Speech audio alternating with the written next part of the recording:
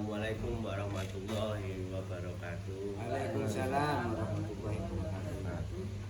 Kembali lagi di ngobrol-ngobrol keluarga. Kali ini kita akan membahas apa itu pengertian dari qadim dan baharu. Pengertiannya seperti apa? Qadim dan baharu. Baik, assalamualaikum warahmatullahi wabarakatuh. Waalaikumsalam. Istilah ini memang yang kata ini sering yang disampaikan oleh para guru dan guru kita juga. Qadim dan baharu dalam pengertian apa dan bagaimana. Baharu itu artinya baru yang diadakan. Qadim itu ya awal dan akhir ada lebih dahulu. Dia ada awal, dia ada akhir. Dia ada awal, dia ada akhir. Ini menggambarkan sama kata qadim. Qadim itu apa? Dia ada awal, dia ada akhir. Ya, dia ada awal, dia ada akhir. Nah, apa yang dimaksud dengan qadim itu yang tidak berawal dan tidak berakhir. Nah, ini yang angel gampang ya. Karena yang tidak berawal tidak berakhir, sementara kita dengan indera kita, perjalanan kesadaran kita itu ada awal, ada akhir. Tahunya ada awal, ada akhir, mulai dari lahir sampai dengan mati. Itu jadi ya gampang-gampang angel, dan kita juga mendapat pelajaran juga ada awal, ada akhirnya. Yang dimaksud di sini sebenarnya alamat yang dipakai adalah alamat untuk memahami apa itu qadim, yang tiada awal, tiada akhir ya. Yang awal ya yang akhir sekaligus. Yang ada bukan karena diadakan. Kalau yang baru itu ada karena diadakan. Yang ada itu yang maha ada. Ada dari yang maha ada. Yang tiada bergantung. Awal dan akhir tiada bergantung ruang dan waktu. Jadi kalau kita mungkin membahas dari segi ruang dan waktu, barangkali ya berangkat dari situ. Keadaan yang ada yang terikat ruang dan waktu, yaitu terikat umur atau usia, itu adalah yang baharu atau baru. Yang baru atau baru. Semua istilah, semua nama, semua kata itu ya karena diadakan, dan itu adalah baharu. Demikian juga misalnya nama Allah juga baharu tuh. Juga baharu tuh. Nah, yang dinamai Allah itulah yang qadim, yang bukan baharu. Yang sebutannya mungkin seramu namanya kami bisa itu. Artinya itu pun untuk memberikan nama pada sesuatu yang tidak dapat dinamai. Bisa kami saya. Ini tentang apa namanya baru dan qadim. Kalau kita mungkin pinjam istilah dari segi fisika, ya, dari segi fisika, jika itu ada benda ini ada benda pada cair dan gas. Benda ada molekul ada atom ada partikel proton, elektron, neutron, atom, ada jamak banyak macam-macam. Kemudian kita tahu yang elektron itu mengitari neutron ya, mengitari proton, elektron mengitari neutron. Nah di situ sampai dengan kata situ akhirnya akan ketemu bahwa siapa yang menggerakkan itu, karena yang namanya elektron itu berputar, bergerak, sehingga sampai kesimpulannya bahwa keadaan yang ada ini karena adanya gerak, sehingga yang baku, yang permanen sebelum menjadi benda, molekul, kemudian atom, kemudian partikel adalah ada suatu keadaan yang ada itu namanya gerak. Namanya gerak yang dilihat dari benda adalah gerak itu sendiri. Maka nanti ada ilmu tentang mekanika atau mekanika ya, itu gerak, dengan gerak. Cuma sampai di situ tahu-tahu pokoknya elektron ya gerak. Nah, gerak itu kemudian timbul pertanyaan lagi, ada yang menggerakkan. Itu mungkin yang namanya kodim itu ada yang sang maha gerak atau membuat gerak, itulah yang menjadi kodim. Yang ini bukan berupa benda, berupa materi, adalah merupakan potensi atau energi atau power. Itu dibaca secara indrawi, secara baharu, itu tahu-tahu ada gerak. Faktor yang buat gerak itulah mungkin yang disebut kodim. Itu secara fisika ya, secara fisika. Nanti dibahas lagi di balik fisika. Ternyata ada metafisika sebutannya, artinya sesuatu di balik fisika. Fisika nanti ada yang tidak dapat dikategorikan untuk materi, itu adalah potensi atau power atau gerak, ada di balik di gerak itu ada di balik benda. Ini ada di balik gerak itu adalah yang dibaliknya lagi, itu banyak dibaliknya lagi. Nah, itulah mungkin nanti wilayahnya sudah wilayah roh, wilayah roh itu yang sampai ke situ. Nanti ada di balik fisika, sehingga sebutannya karena tidak bisa ini akan menjadi metafisika. Tapi metafisika dilihat dari penamaan itu juga baharu ya, ada baharu. Nanti ada yang berarti dia dari namanya adalah baru, tapi yang diberi nama sebagai metafisika inilah yang dimaksud dengan kodim.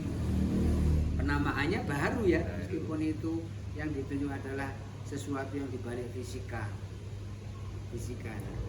Itu yang dimaksud dengan kodim, arahnya adalah ke arah sini. Karena apapun yang kita dapatkan ini, baik dalam bentuk nama, kemudian yang juga ada sifat, ada afal, ada zat, itu juga baharu karena itu penamaan ya. Kita diantarkan untuk menjelajah pada sisi yang itu bukan bergantung ruang dan waktu. Itu saja cara menilainya. Sesuatu apa tidak tergantung ruang dan waktu. Itu pengertiannya adalah kita bisa bicara dari khasanah dimensional ya. Misalnya gini, ini kategori kita makhluk seperti ini, berwujud ini, benda ini, itu dikategorikan makhluk atau benda 3 dimensi yang dalam geraknya tergantung pada ruang dan waktu ya, terbatas oleh ruang dan waktu. Makhluk 1 dimensi itu ibarat titik, itu hanya gerak 1 jalur. Kemudian 2 dimensi ibarat bidang, menjadi titik yang jalur garis ya, garis itu 1 dimensi. Kemudian nanti 2 dimensi bentuk bidang, garis bisa ke sana, bisa kemari, itu 2 dimensi. 3 dimensi bisa gerak ke sini, ke sana, kemari, sama ke atas, ke bawah, 3 dimensi. Artinya ketika gerak ini membutuhkan perpindahan dari sini ke sini, perpindahan ruang namanya. Secara ilmu dimensional memang merusak ruang. Dari sini berapapun ini butuh waktu, ini terikat ruang dan waktu. Ada satu atau ontologi atau sesuatu yang ada yang tidak terikat ruang dan waktu. Kalau misalnya tidak terikat ruang, bisa gerak dalam waktu yang sama, bisa berada di tempat yang berbeda, namanya itu tidak merusak ruang, ya. Seperti gelombang radio. Gelombang radio kita dipancarkan di sini bisa terdengar di Amerika sana, di New York sana yang kira-kira di bawah persis ditarik langsung itu bisa mengaruhi waktu sekian, mengaruhi ruang sekian kilometer, minimal 20 kilometer, itu bisa seketika, yaitu berarti itu mungkin 4 dimensi namanya, ya, yang tidak merusak ruang. Berarti ada lagi satu yang ada itu yang tidak merusak waktu seketika. Nah, bahasanya angel, paling banter cuma real time dan right now, semua serba seketika, tidak ada esok, tidak ada kemarin, semua adalah sekarang. Jadi bisa berada dalam waktu waktu sekarang, bisa berada di waktu yang sekian ribu tahun, dalam waktu yang bersamaan. Itu yang bisa hanya roh namanya. Roh itu bisa berada di waktu sekarang, bisa, ya, roh, dan kemudian roh itu adalah menjadi nur, ya, nur. Jadi nur Allah itu bisa berada di waktu dulu sebelum segala sesuatu yang ada, sampai besok ketika menjadi tiada lagi. Itu nur atau roh. Jadi nur dan roh itu berimpit nama, karena nur dijadikan daripada roh, ya. Tidak merusak ruang dan waktu, ya. Yang bisa dikategorikan itu adalah roh, ya. Roh tidak merusak ruang dan waktu. Nah, ketika sampai kita bicara roh, di diri kita itu ada unsur roh. Ketika tiupkan ke dalam rahim, manafatu fihi ruh, itu roh.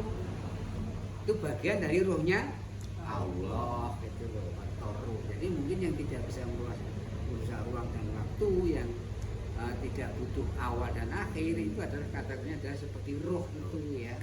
Roh dari Sang Maha Roh. Kita bisa ini, ya, memahami sedikit, ya. Yang tidak berawal, tidak berakhir, yang paling gampang kita tangkap adalah roh. Roh berasal dari Yang Maha Roh.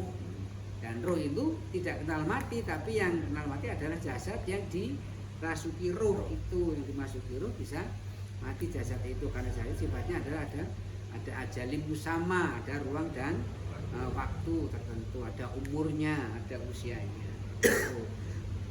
Nah, roh kita itu roh yang ada di kita itu, yang sekarang menghidupi kita itu, kita bisa bicara, bisa merasa, bisa melihat, bisa mendengar, itu karena ada roh, ya. Ada akal, ada rasa, itu karena ada roh. Mungkin faktor yang kodim, yang tidak berawal, tidak berakhir, yang bisa dibaca sekarang, itu namanya ruh. Kodim ada dengan Yang Maha Ada. Nah, ruh dari Yang Maha Ruh, ya. Ruh Yang Maha Ruh itu paling dari kacamata fisika, kemudian naik lagi metafisika, naik lagi kepada ruh, ya. Dari fisika itu baru karena diadakan, metafisika agak baru pada ruh ini yang kodim, tidak berawal dan tidak berakhir. Karena roh kita nanti akan kembali kepada Yang Maha Ruh, Nah, itu mungkin untuk membedakan bedanya antara kodim dan baru. Jadi pada dasarnya roh itu sebetulnya satu, ya. Satu dari Maharuh itu sendiri. Kemudian kan setiap ada entitas yang baru diberikanlah sebagian dari rohnya. Ya. Kalau dibilang satu, ya seperti energi digital, ya satu, tapi nanti ada akun-akunnya toh. Ada roh yang akunnya Ziha, ada roh yang akunnya Basit, ya kan? Itu akun-akun saja, tapi asalnya lihat wujudnya, lihat statusnya sama. Mungkin akun-akunnya kalau dibilang seperti itu juga. Air air ada di lautan bisa dibawa kemana-mana, tapi asal juga air juga toh, air juga bisa air kemudian disinari menjadi uap, menjadi awan, menjadi air juga toh, air juga ini perubahannya apa namanya persamaan pemahamannya kira-kira hampir sama seperti itu. Jadi ada faktor yang apa namanya abadi.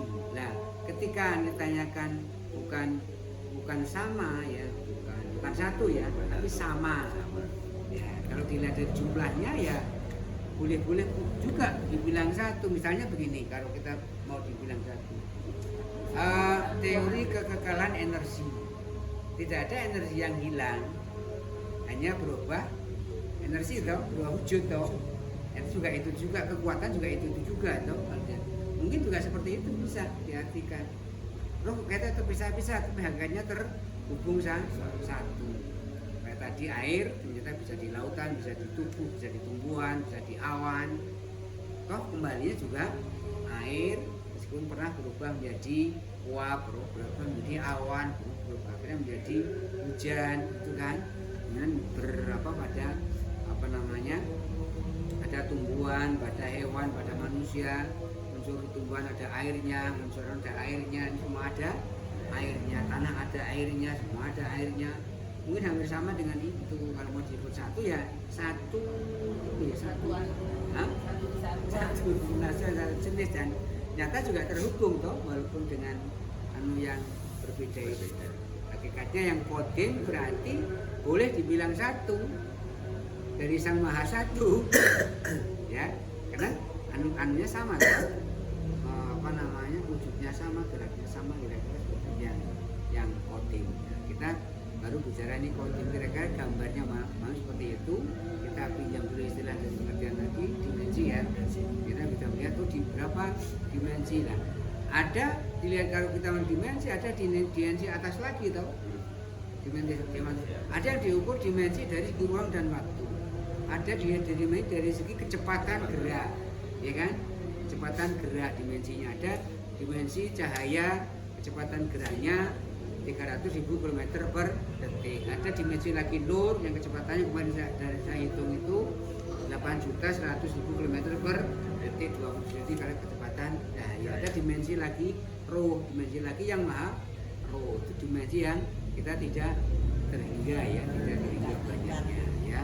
Kalau di Quran memang dikenal ada 600 dimensi ya, ada 600 dimensi. Apakah 600 tingkatan atau 600 apa ya namanya? Ada kita aja sudah tadi dimensi kelima aja sudah nggak bisa membayangkan ya. Dan dengan apa indera kita gimana mungkin bayangkan sesuatu zat yang dalam pergerakannya, dalam geraknya tidak merusak ruang dan waktu, bisa waktu seketika, semua adalah semua seketika itu juga, nggak ada esok dan kemarin ya, nggak ada esok itu. Misalnya roh itu tadi bisa berantem panjang itu dari sekarang ya, itu nanti bisa dia bagi pengaruh roh orang dulu ternyata bisa hadir lagi, bisa seperti itu ya, dengan kemasan berbeda. Itu salah satunya adalah untuk mengetahui tentang roh ya, di apa namanya faktor kodim. Baharu berarti yang sifatnya wujud. Nah, kalau dilihat yang bisa ditangkap dengan panca indera ini adalah baharu, yang bisa dilihat, didengar, dirasa gitu ya. Jadi itu baharu.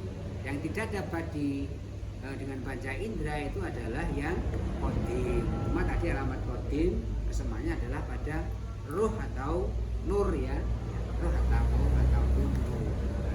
Di dalam diri kita ada unsur faktor itu, ada faktor baru, ada faktor kodim ya. Kemudian roh itu pada faktor kodim, karena roh tidak akan pernah berkurang.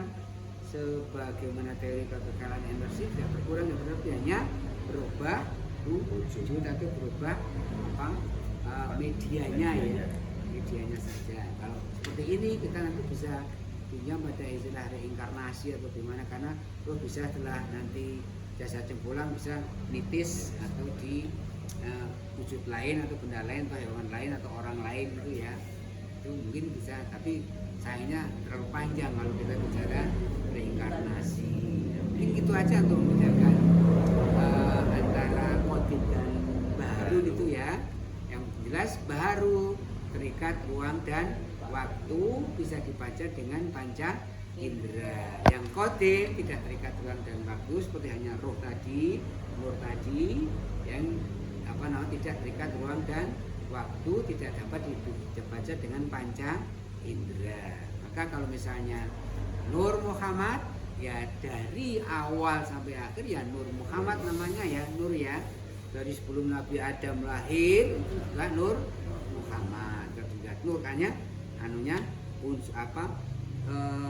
kualitasnya sama ya, nggak bisa disebut faktor kan, bukan faktor juga ya. Faktor berarti nggak bisa atau kualitasnya sampai dengan itu juga Nur Muhammad. Itu juga bisa kalau disebut sebagai namanya Nur Muhammad, itu juga qadim ya, dari sebelum ada menjadi yang ada. Atau kalau kita pinjam untuk mempersempit pemahamannya, itu ada satu hadis, fil azali la syai'un illa azza wa jalla, pada asalnya, pada aslinya tidak ada kecuali Sang Azza dan Wajah Maha Perkasa dan Maha Mulia. Kemudian Sang Perkasa itu merancang segala yang ini dalam waktu 50.000 tahun, baru menciptakan segala yang ada dalam waktu 6.000 tahun.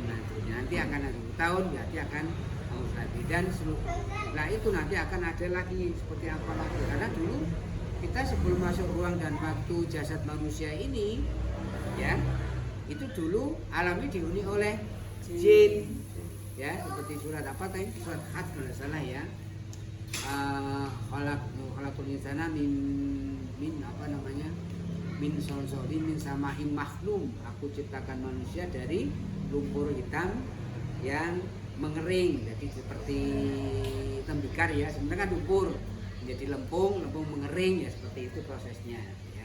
Itu proses manusia. Kemudian fakholaktul jana min nari samum, dan aku ciptakan jin sebelumnya mingkoblu, dari panasnya api ya. Ini nggak bisa dipegang ya, tapi bisa dirasani panasnya. Jadi sebelum manusia ada jin ya.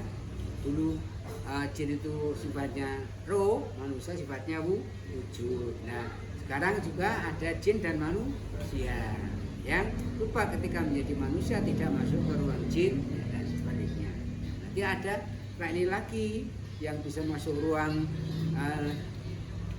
jasad manusia sekaligus masuk ke ruang roh ya. Kali ini di roh nggak bisa ke jasad, bisa roh nggak bisa ke jasad ya, nggak bisa kesadaran bareng, tapi nanti dulu suatu saat akan disebut karena ada peringatan seperti itu ya. Kita juga nggak tahu wallahu alam, tapi karena gambarnya begitu sudah dibocori. Itu ilmuwan ada yang berkata makhluk sing iso pindah ke planet itu alien ya, alien itu mungkin mereka sudah punya pengetahuannya, hanya kita tidak bocor kepada kita. Kemudian mereka punya film tentang Avatar gitu ya, ada faktor yang sangat luar biasa yang dititikkan pada manusia namanya Avatar. Kemudian saya buka ChatGPT, ternyata Avatar itu Al-Akbar atau Sang Akbar, itu mereka punya avatar yang sama-sama dimiliki itu. Nanti kalau ada tanya aja Avatar, ini ada jawabnya adalah Al-Akbar. Lafalnya sama ya, lafalnya kemudian ada R-nya sama. Memang itu semua dari pasti mereka sudah punya formula seperti itu ya. Ini untuk menambah khasanah saja ya. Yang penting kita tadi apa bedanya qadim dan apa itu qadim, apa itu baharu. Terikat ruang waktu, ini tidak terikat ruang dan waktu. Nanti kita bicara dari dimensional lagi, lebih dalam lagi ya. Kita secara dimensional, kita bicara pada segi dimensi, karena yang namanya baharu terikat ruang dan waktu yang dulu nggak bisa untuk sekarang, itu masalahnya ya. Nanti arahnya ke sana toh. Nanti kalau yang dulu dipakai untuk sekarang, untuk sekarang ya beda-beda juga itu masalahnya kan ya. Kita bicara di baru, ya nanti kita akan diajari oleh guru kita bagaimana kita membaca yang qadim di alam yang baru. Nah itu yang angel-angel gampang karena kita harus menggunakan ini asosiasi begini-begini. Tapi dengan bimbingan karena guru sudah berkekalan dengan Sang Maha Kodim, ya, maka bisa mentransfer yang kodim ini kepada alam kita yang baru sehingga kita bisa berjalin dengan yang maha dengan kodim dengan sang kodim ke sang maha kodim. Kira-kira nanti arahnya pembelajaran adalah ke situ. Ini tentang praktek Thoriko. Kali lagi Thoriko 100% praktek ya. Thoriko Al-Mahdi ya, Al-Mahdi. Nanti kita akan bicara Al-Mahdi dari sudut baru. Yang Al-Mahdi ini adalah hal yang kodim. Jadi bagaimana sesuatu yang kodim dinamai dengan hal yang baru, dengan suatu faktor yang baru. Kita akan bicara lebih jauh nanti ke arah situ, kira-kira begitu ya. Ya, ini gambarannya tentang praktek Thoriko Al-Mahdi ya, praktek Thoriko Maksabaliyah Qolidiyah Al-Mahdiyah Nusantara. Ilahi anta wasudi wa ridho kama. Assalamualaikum warahmatullahi wabarakatuh.